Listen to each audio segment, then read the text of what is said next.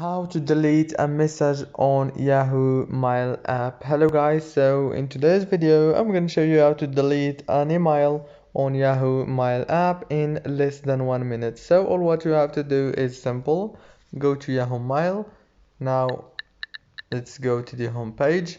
Now choose the email or the message that you want to delete. For example, I'm going to choose this one. All what you have to do is click on it like this, keep clicking, and now all what you have to do is go down here and click on delete. As you can see, the message is deleted.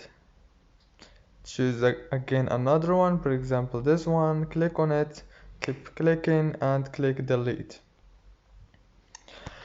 If this video was helpful, please don't forget to like and subscribe, and thank you for watching this video until the end.